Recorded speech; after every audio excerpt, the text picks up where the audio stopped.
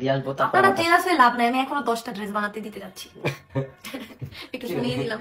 যাই হোক, আপনারা যত জেলাসি করেন, পুরো পৃথিবী উল্টাপাল্টা করে ফেলেন, আমাদের কোনো কিছু আসবে যাবে না। সবসময় মাথায় রাখবেন আমরা ঠিক আছি, খুবই ভালো আছি, ভালো থাকবে ইনশাআল্লাহ। হ্যাঁ, তারা ভালো থাকতে চাই সেটা তো আমি বুঝলাম, কিন্তু নাজিম নাকি তানিশারে ছেড়ে দিয়ে নাকি মিমকে বিয়ে করেছে। শুনলাম মিম আর তানিশা নাকি অনেক ভালো বান্ধবী, তাহলে তারা স্বামী বদল করলো কিভাবে?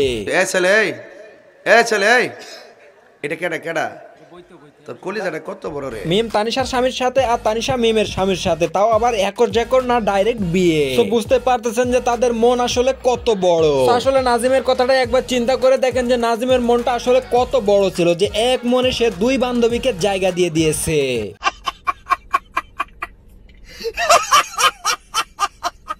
তবে একসাথে দেয়নি, একটু আগে পরে করে দিয়েছে। এক বান্ধবীকে আগে বিয়ে করে তারপরে তাকে ছেড়ে দিয়ে তারপরে সে আরেক বান্ধবীকে বিয়ে করে। তো তাহলে আপনারা বুঝতেই পারতেছেন যে সে কত উদার মনের একজন মানুষ। যাবেন, ঠিক আছে।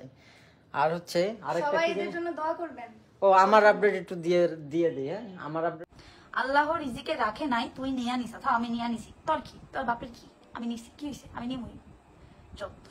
এগুলো আসলে কি ধরনের নাটক চলতেছে বর্তমানে সোশ্যাল মিডিয়াতে, সেটাই এখন বোঝা বড় দায়। আগে তারা তিনজনে মিলে কত হাসি খুশি ভিডিও করতে, এখন এসে বলে যে আবার আমার স্বামীকে তুই নিয়ে নিছিস, আমার রিজিকে নাই, তোর রিজিকে আছে। আসলে ভাই সব কি খালি ওদের রিজিকে আছে, আমাদের রিজিকে কি কিছুই নাই? আরে এরা কারা, কোত্থেকে এলো এরা? আসলে টিকটক আর আগের মতন নেই, টিকটক এখন হয়ে গেছে নাটক জগৎ। আমরা টিকটকে ঢুকলে শুধুমাত্র এখন নাটকই দেখি। একজনে বিয়ে ছাড়াই বুড়া বেটির সাথে শুয়ে বুড়া বেটিকে মজা দেওয়ার কারণে আছে জেলে, আর এদিকে দুই বান্ধবীকে কোলে নিয়ে খেলা করতেছে নাজিম নামের এই ছেলে। আসলে বোকা তো তারা না, বোকা তো হচ্ছে আমরা, কারণ আমরা কারণ ছাড়াই তাদের ভিডিও প্রতিদিন দেখতে থাকি। আর যখন তাদের ভিউজ ডাউন হয়ে যায় তখনই তারা একটা করে কাহিনী শুরু করে দেয়, আর তখন আমরা তাদের ভিডিও আরো বেশি করে দেখা শুরু করে দিই। এদের নিয়ে যদি আপনার কোনো মতামত থাকে তাহলে অবশ্যই কমেন্টের মাধ্যমে শেয়ার করে দিবেন। ধন্যবাদ সবাইকে, ভালো থাকবেন, সুস্থ থাকবেন, আল্লাহ হাফেজ।